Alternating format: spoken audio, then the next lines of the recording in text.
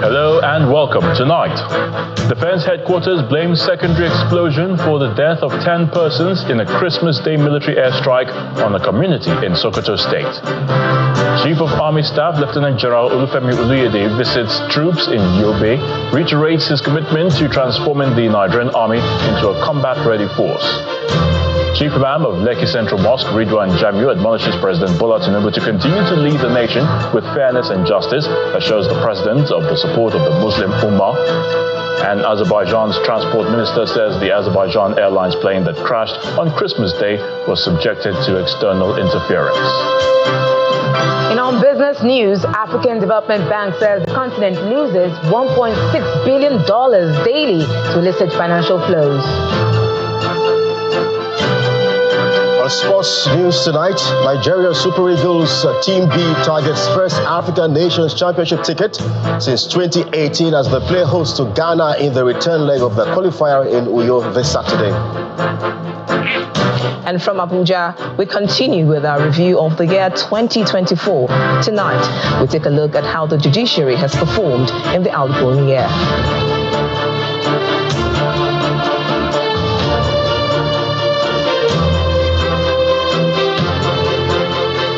2 days after a military airstrike killed 10 persons in a Sokoto community, the Defense Headquarters has blamed the incident on secondary explosion. Addressing a news conference in Abuja, the Director of Defense Media Operations, Major General Edward Buba, says the military acted with precision to neutralize members of the Lakurawa terrorist group hibernating in Gidansama and Rumtuwa community. The military equally dismissed the use of drones by terrorists, as General Buba explains that the drones are amateur ones not capable of causing any damage to troops. It's a special news conference by the Defense Headquarters following the Christmas Day bombing of 2 communities in Sokoto State. As expected, the bombing of members of Lakurawa terrorist group and their logistics base is the focus of this news conference. The ground forces also confirmed that the airstrikes achieved its primary objective of neutralizing the Lakurawa terrorist group's hideouts. The destruction of the key infrastructure of the terrorist groups was also confirmed, as well as the effectiveness of the strike was confirmed by the ground forces that were on site. Surviving Lakurawa terrorist groups combatants fled the area immediately after the strike, particularly as they had better knowledge or familiarity of the terrain. Others among them were neutralized. Locals confirmed that the Lakurawa terrorists stayed in the village and used the general area as a staging area for the conduct of their operations. The military hierarchy also reacted to reports that terrorist groups deploy drones in their attacks on communities across the country. I don't think that there's need for any unnecessary panic about the usage of drones. We are in a war against terrorists and against insurgents across our country. And all you need to look is not far from what you see happening in Ukraine, Russia, Israel, Hamas, and all that. The use of drones in the battlefield is not new. Now, when we are talking of drones now, please, we don't want unnecessary panic because these are not professional drones, not military-graded drones. These are toys that they went to buy. Although the military maintains its position of neutralizing terrorists based on well-coordinated intelligence, the military, however, sympathizes with families of bereaved persons.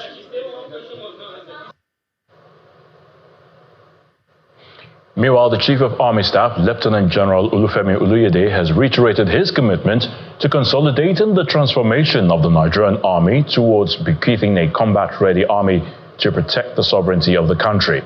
The Sector 2 commander of the Joint Task Force Operation Hadinkai, Major General Marcel Ejike, stated this on behalf of the Army Chief during a luncheon organized for the frontline troops at the 27th Task Force Brigade, Bunigari in Damaturu, the Yobe State capital. The 27th Task Force Brigade in Bunigari, Yobe State, is hosting the Nigerian Army luncheon for officers involved in the Operation Hadinkai in Nigeria's northeast region. Commanders of formations. The Chief of Army Staff, Lieutenant General Olufemi Oluyede, is represented by the Sector 2 Commander of the Joint Task Force Operation Hadinkai, Major General Marcel Ejike, at the event. He leads other senior officers in the ceremony aimed at motivating the officers, including wounded soldiers. The Chief of Army Staff Christmas lunch is an avenue that brings officers and men in front line together for merriment. It is also an avenue for commanders and officers to interact freely with troops. I would like to most respectfully reiterate that the pivot of our operations here in the theater is firmly anchored on the Chief of Army Staff Command philosophy. I will first and foremost appreciate the Chief of Army Staff for all the support he rendered to the theater command operation area. The special guest of honor, Governor May Malabuni, represented by the State Commissioner for Wealth Creation, Empowerment and Employment Generation, Mr. Ajibula Rafa, urges the troops to intensify surveillance and clearance in Yunusari, Gaidam and Gujba borders with Borno State. May I also take this opportunity to draw the attention of the Military High Command to the effect that even though there are no unknown insurgent camps in the state, you should intensify surveillance and clearance operations in Yunusari, Gaidam, and Gujba and other local government areas bordering Yobe State, Borno State. Highlights of the luncheon is the presentation of plaque to the representative of the governor for his support to the Nigerian Army. Meanwhile, the governor of Plateau State, Caleb Mutfwang, says security in the state has improved significantly. He was speaking after meeting with President Bola Tinubu in Lagos. According to the governor, he came to brief the president on the progress recorded in the state. Things are getting better. Security-wise, certainly we are better off this year than we were last year. Apart from the fact that the security forces on ground are doing their best, we have also invested a lot in technology. We have been able to do a lot of mobilization of communities. And so there is a lot of consciousness, that has kept people aware. And it hasn't been 100%. There have been a few incidences here and there. But on the whole, I can tell you that things are getting better. Well, with the support of Mr. President, I can assure you that we're not going to take our foot off the pedal. We're going to make sure that we cross the T's, dot the I's as far as security is concerned, and make sure that we make it more difficult for criminality to take place within our borders. And so what we are doing is to assure our people, give confidence to Nigerians, particularly those who want to come and invest in the plateau. I want to tell them that the climate is right, the environment is good, and I believe that 2025 will be a better year.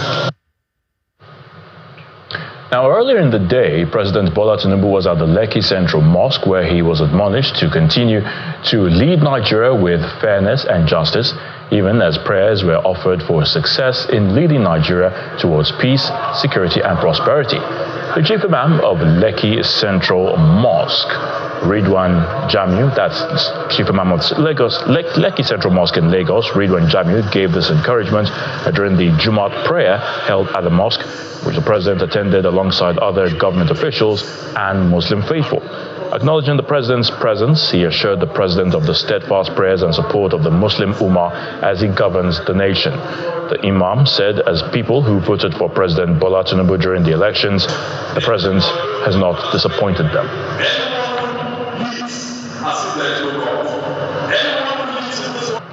And to politics now, where the All Progressives Congress, the APC in Benue State, is calling on President Bola Tinubu to sustain his development initiative to drive his reform agenda beyond the year 2027. The group, led by the Minister of Water Resources, Professor Joseph Utsev, also passed a vote of confidence on his leadership. The group gave its position during an expanded stakeholders meeting of the party held in Makurdi, the Benue State capital. Members of the All Progressives Congress in Benue State converge at the residence of the Secretary to the Government of the Federation, Mr. George Akume, for an expanded stakeholders meeting. The meeting is attended by federal lawmakers and the Minister of Water Resources, Professor Joseph Utsev. They discussed developments within the party in the state. The numbers are here. Our domes are here. We have the capacity. We have the resilience. We have the determination. We have the ability. We have the preparation to do it and do it even better. We will, with our leader George Akume leading us, whether he comes back to his house or not, God will give us an alternative, and that alternative will do better. The group also discussed some of the efforts of the federal government to develop the state. In my ministry, in the Ministry of Water Resources and Sanitation, distributing irrigation pumps, we are distributing seedlings for our farmers, because by the time we boost food production in the country, that will create jobs for our teeming populations and our women. He provided enough money to service the security, to service the hunger on ground. So there's no reason why we should be saying Benue is under hardship. We're not in hardship. The group also made some resolutions to support the administration of President Bola Tinubu. We condemn in strong terms any call by anybody in Benue State for the removal of SGF. He remains our leader. This gathering through Akume to President Bola Tinubu has endorsed the presidency of President Ahmed Tinubu, CAM 2027. The APC in Benue State is hoping that it can put aside its differences for a united front ahead of the 2027 general elections. In part two, after the break, All Progressives Congress moves to reconcile party members in Adamawa State. Please stay with us.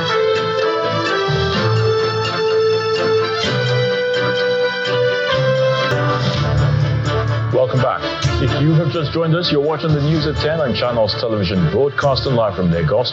A reminder of our top stories. Defense headquarters blamed secondary explosion for the death of 10 persons in a Christmas Day military airstrike on a community in Sokoto State. Chief of Army Staff Lieutenant General Olufemi Oluyede visits troops in Yobe, reiterates his commitment to transforming the Nigerian Army into a combat-ready force.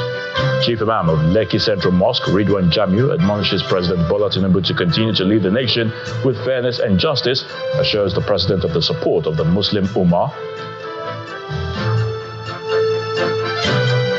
And Azerbaijan's transport minister says the Azerbaijan Airlines plane that crashed on Christmas Day was subjected to external interference.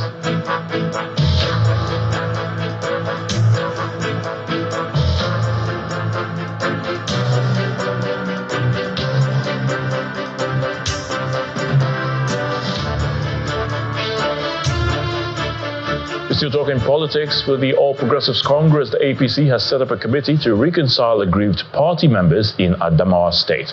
The committee, led by a former senator for Adamawa North, Mr. Mohammed Mana, met with members of the party's executives and other stakeholders at the state headquarters of the party in Yola, the state capital. The chairman of the committee stresses the importance of reconciliation for the party's growth, describing the APC as a grassroots party poised to reclaim power from the People's Democratic Party in the state. APC is strong and is party to beat in Adamawa State. We want to make sure that all our members are assured of their tenure, are assured that those who contest election will win again in 2027. And whatever little differences we have, that is as a result of the previous primaries and general election, are buried, and that we resume our normal relationship for the success of the party. And we owe it a duty to President Tinubu that Adamawa State, a critical APC state, that we reposition the state so that we vote for him again in 2027 and vote for all the others who are on seat and others that may contest the election.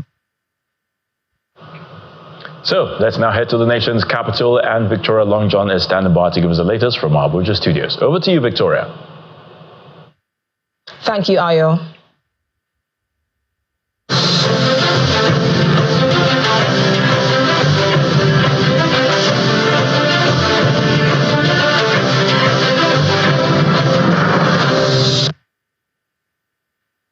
In continuation of our series on major sectors of the economy, tonight we turn our attention to the judiciary.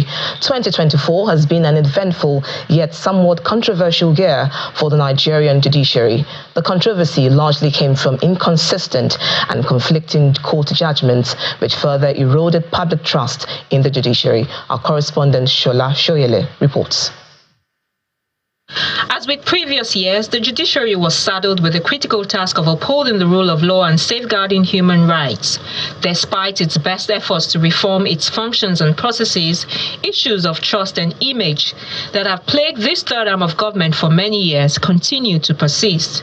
And if you ask many Nigerians, they would quickly point to the indiscriminate granting of ex parte orders, resulting in inconsistent and conflicting orders and decisions, especially by some judges of coordinated jurisdictions. Some notable cases in this regard include the controversial verdicts arising from the political crisis in Rivers State, the Kano State Emirship disputes, and just before the tenure of Governor Godwin Obaseki ended, there was confusion caused by the courts on who was the deputy governor in the state. It's so unfortunate and so disheartening that the judiciary has become the toy that the executive will play with. It's so unfortunate. It's something that must be stopped. I think the legal profession as a whole, whether bar, bench, whichever, should come together and find a solution and see how this can be stopped. We have to do something about it. To its credit, however, the National Judicial Council, NJC, launched various investigations into these controversial cases. On November 15, the council sanctioned several judges, including Justice Aguma of the Rivers State High Court and Justice Nwabunike of the Anambra State High Court. Both have been barred for performing judicial functions for 1 year without pay. It is important that cases that you can approach the courts in a structured and efficient way. It's important that the courts use their time to decide cases in the quickest way that is possible, because no single case is more important than the administration of justice across the board. On a good note, the year also saw President Bola Tinubu signing the judicial office holders' salaries and allowances bill into law. This significant 300% pay rise addresses long-standing issues related to judicial compensation and is expected to improve overall efficiency and integrity of the justice system. The budget for the Nigerian judiciary in 2024 also increased, rising to 342 billion naira, which is over 100% higher than the previous year's allocation of 162 billion naira. Other notable events in the judiciary include the July appointment of Honorable Justice Kudirat Kekereekun as the new Chief Justice of Nigeria, and a change of baton at the Nigerian Bar, which saw Senior Advocate of Nigeria, Afam Osigwe, taking over as President of the NBA. We shall be true and bear true fidelity to the motto of NBA, which is promoting the rule of law. Most of the problems we have with the judiciary, it starts from appointment. If you put the round peg in round hole, you know that you are going to get the right thing in the judiciary. The courts have also been active throughout the year, delivering several landmark judgments.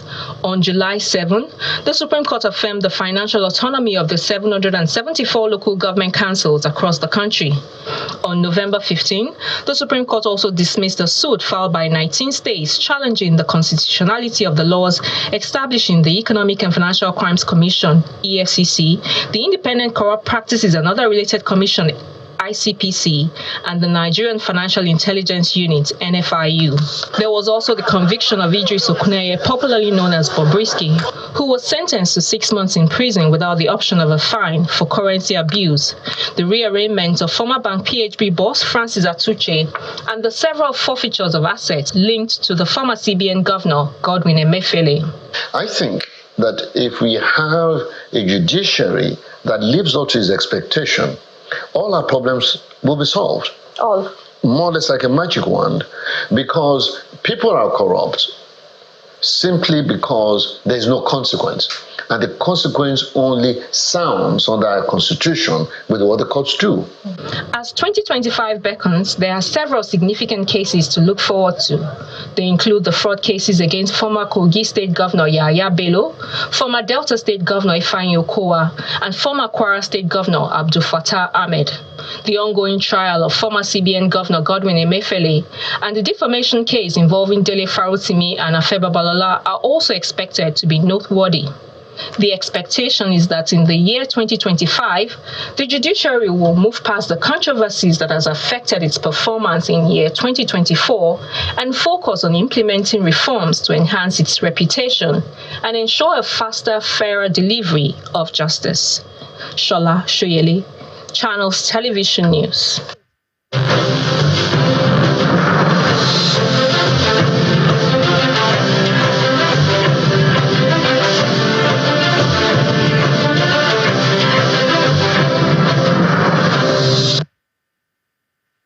And the 18th edition of the annual Festival of Nine Lessons and Carols by Sir Kensington Adebutu, held at his country home in Iperu, Ikenne local government area of Ogun State. The event was attended by dignitaries including former President Olusegun Obasanjo, the Chief Judge of Ogun State, Justice Mosumola Dipolu, traditional rulers and religious leaders from far and near. The prelate of the Methodist Church of Nigeria, Most Eminent Oliver Ali Abba, who delivered a sermon during the event, emphasized the need to emulate the teachings of the birth of Jesus and care for the downtrodden in the society.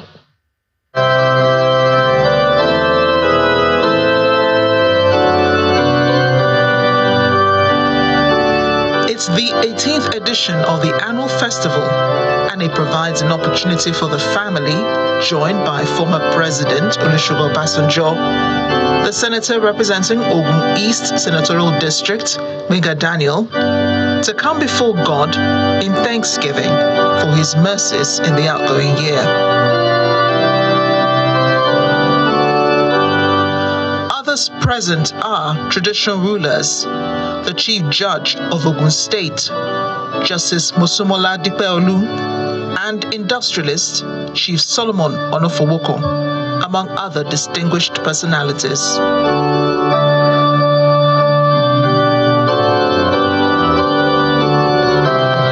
Choice groups from and around Remo area of the state thrilled the audience with beautiful renditions, which elicited response from the gathering.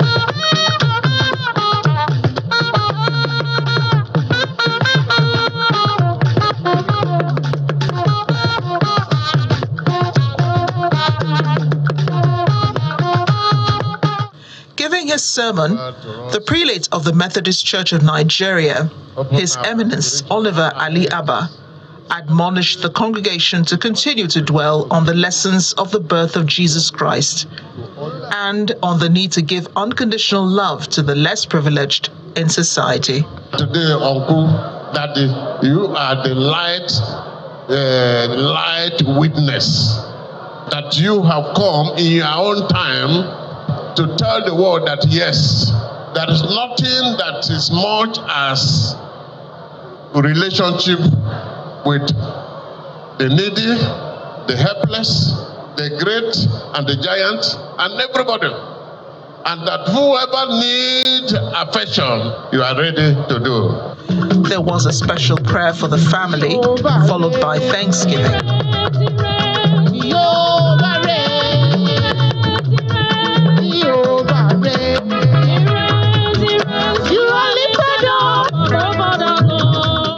The governorship candidate of the People's Democratic Party in the state in the 2023 elections, Ladi Adebutu, who spoke on behalf of the family, thanked dignitaries for their show of love and the purposeful leadership by the patriarch of the Adebutu dynasty, Sir Kensington Adebutu. Baba creates all these things that makes us afraid.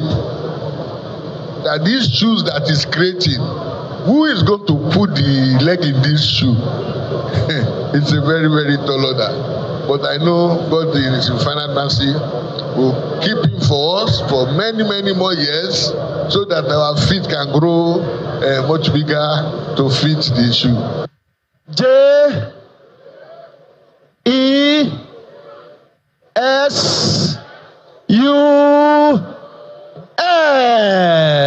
The event was rounded off with the cutting of the anniversary cake by the patriarch of the Adebutu family, joined by other family members and distinguished personalities.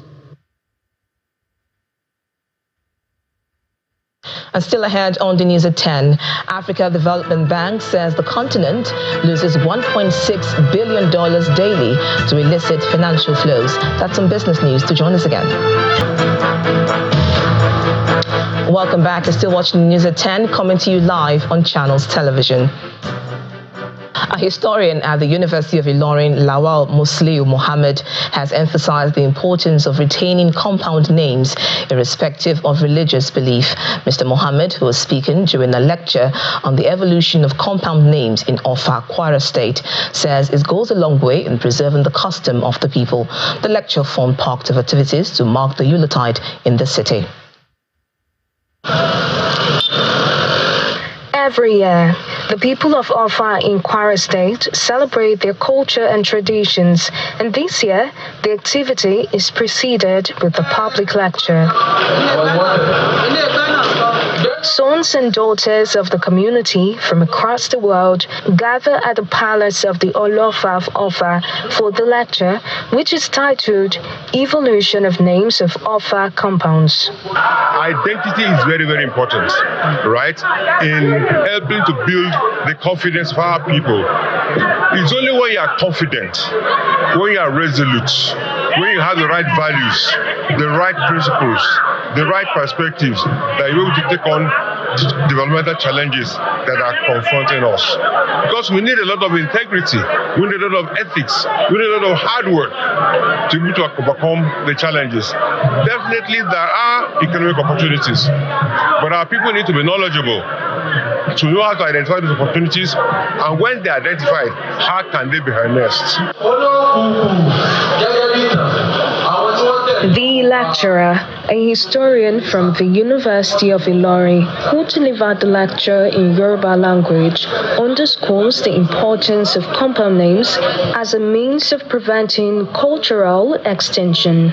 It is very important to retain the compound names because they hold on to the long stories that enrich with wisdoms, lessons, and heritage. And changing of such names is going to distort the history behind each name, and it's going to affect the background, and tomorrow it's going to affect a lot of children to lose the track of their heritage and the biography or the background origin of their compound names. In his remarks, the Ojemu Offa emphasized the need to resist the urge to undermine the culture and traditions of the people for religious purposes.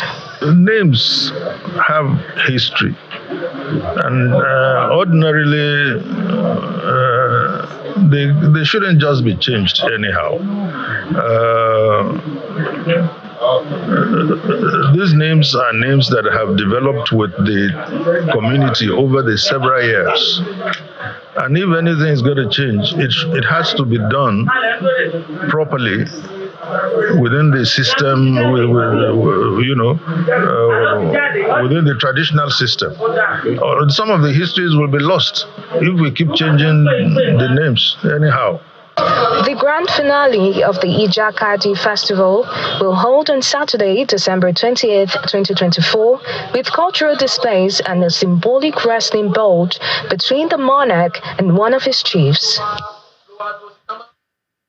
And that's it from the nation's capital. It's now over to Will Ibong for business news. Banking so easy, so simple. Dial *894# now to experience it. You first, First Bank.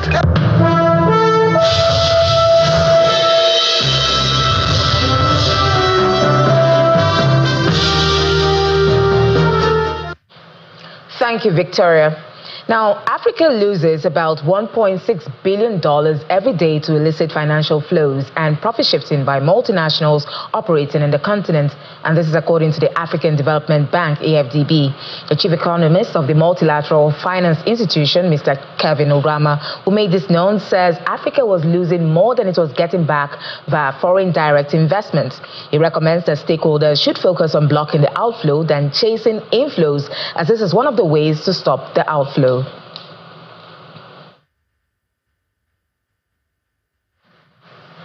And now let's turn our attention now to this domestic stock market. I guess there was too much spending as traders resumed from the Christmas and Boxing Day holidays with profit taking. John Mekwa tells us more.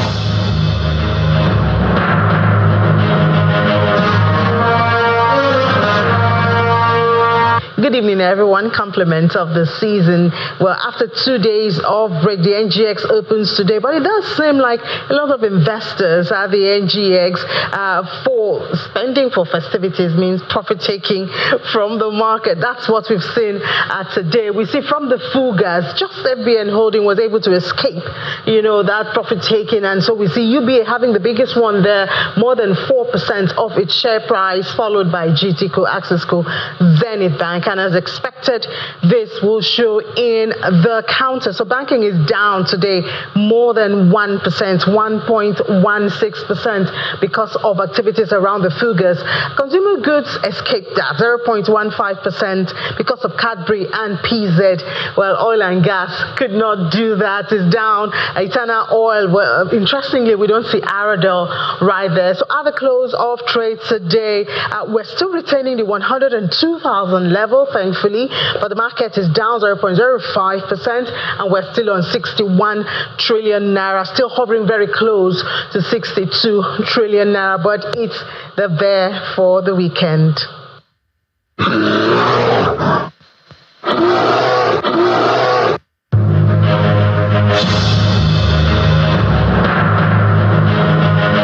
And that's much you can take on business. It's back to Ayotunde for the rest of the news at 10. Still to come on the news at 10, Azerbaijan's transport minister says the Azerbaijan Airlines plane that crashed on Christmas Day was subjected to external interference. Please join us again. Good evening and welcome to the channel's studios here in London with your international news around the world in 5.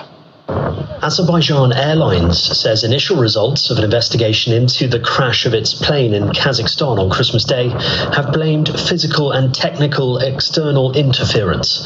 38 people died when the Embracer came down at high speeds, bursting into flames 3 kilometers short of the runway. A flight attendant, who was among 29 survivors on the crashed plane, told local media that the plane was hit by some kind of external strike.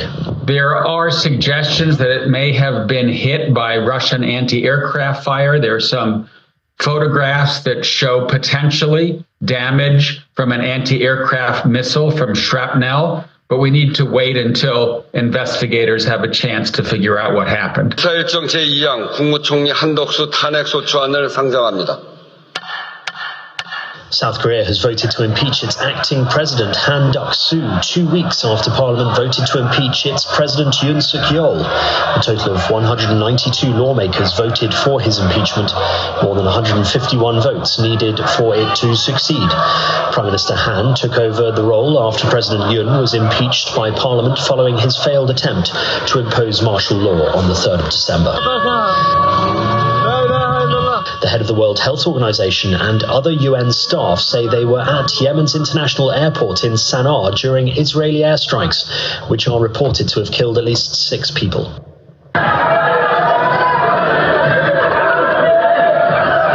Here, people seen rushing out of the airports during the strikes. Tedros Adhanom Ghebreyesus said they were about to board a plane when the attacks began. Houthi-run Saba news agency said 3 people were killed at the airport and 30 injured. 2 people taking part in Australia's annual Sydney to Hobart yacht race have died in separate incidents. Both crew members died after being hit by a boom, the large pole attached horizontally to the bottom of a sail. The first boats are expected to arrive in the city of Hobart in Tasmania later on Friday or early Saturday. Several have already retired due to bad weather. The UN chief has urged Mozambican leaders to defuse unrest linked to October's disputed elections. More than 1,500 prisoners have escaped from a prison in the country, that's according to police, taking advantage of ongoing political unrest triggered by disputed election results. Video posted on social media shows a large group of people within a prison vicinity during a riot in the capital Maputo. The police chief said 33 people were killed and 15 injured in clashes with guards.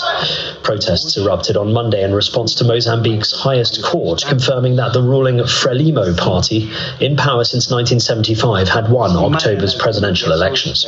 The Secretary General is concerned about the post-election violence which has resulted in loss of lives and the destruction of public and private property. He urges all political leaders and relevant national stakeholders to defuse tensions, including through meaningful dialogue, legal redress, refrain from the use of violence, and redouble efforts to seek a peaceful resolution to the ongoing crisis in a constructive manner, which is essential to the collective future of Mozambicans. Peru's government has declared an environmental emergency in a northern coastal area where state oil firm Petroperu last weekend spilled a crude oil shipment into surrounding waters of the Pacific Ocean. Footage showed an oil-stained beach as Petroperu workers cleaned up the shoreline. The spill took place as a vessel carried out pre-shipment maneuvers.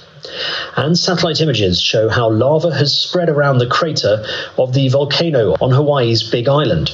The US Geological Survey said that the eruptions have paused, with lava flows diminishing, but that a resumption in activity is possible in the coming days. The volcano is in orange watch, the USGS said, as some hazards from the eruption, like volcanic gases, remain. And that's your international news around the world in 5. Now back to the channel's studios in Lagos.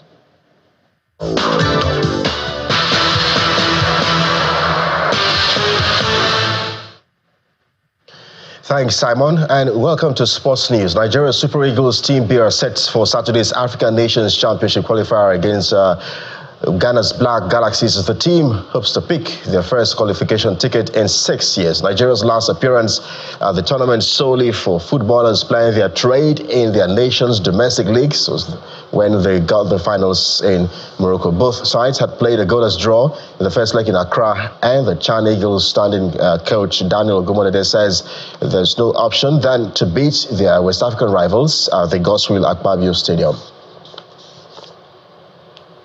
Let's turn attention now to club football. Manchester United manager Ruben Amorim has admitted that he's taking it a day at a time as the Red Devils host Newcastle United on December 30 before travelling to take on Liverpool on January 5. United will have now lost 4 of their last 5 Premier League games, 14th in the Premier League standings on 22 points from 18 matches, 11 behind 4th placed Arsenal. And tennis gets our attention next as Iga Swiatek says she appreciates the supportive response she has received since making her doping ban known and does not expect an appeal from the World Anti-Doping Agency after serving a 1-month suspension. The tennis star arrived in Australia for the start of the 2025 season, having revealed last month that she had accepted a 1-month suspension after testing positive for a banned substance. The reaction in Poland, basically, because this is mostly what I read, has been pretty, supportive, and I really appreciate that because even when I missed China swing and nobody knew why, it wasn't so easy. So after my case was the information about my case were released, it was I was scared that most of people are going to turn their back on me, but I felt the support, and it's great. Obviously, there are going to be some negative comments, and you're not going to avoid that. And Elena Rybakina guided Kazakhstan to a 2-1 victory against Spain in her United Cup debut at the RAC Arena in Perth earlier today. The world number 6 defeated Jessica Bozas Maniero 6-2 and 6-3 in the singles, and then combined with Alexandra Shevchenko to clinch the deciding mixed doubles.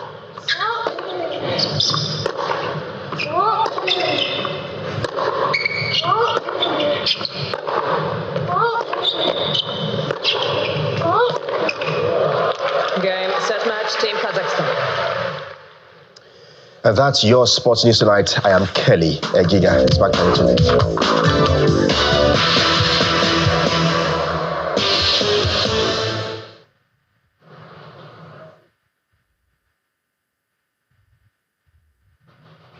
And the main news again. The Defense Headquarters has blamed secondary explosion for the death of 10 persons in a Christmas Day military airstrike executed on a community in Sokoto State. We also told you that the Chief of Army Staff, Lieutenant General Olufemi Oluyede, has visited troops in Yobe, where he reiterated his commitment to transforming the Nigerian Army into a combat-ready force. And Azerbaijan's transport minister today said that the Azerbaijan Airlines plane that crashed on Christmas Day was subjected to external interference. That's the news at 10 tonight. Thank you so much for watching. I'm Ayo Tunde. Followed from all of us here. You have a great weekend.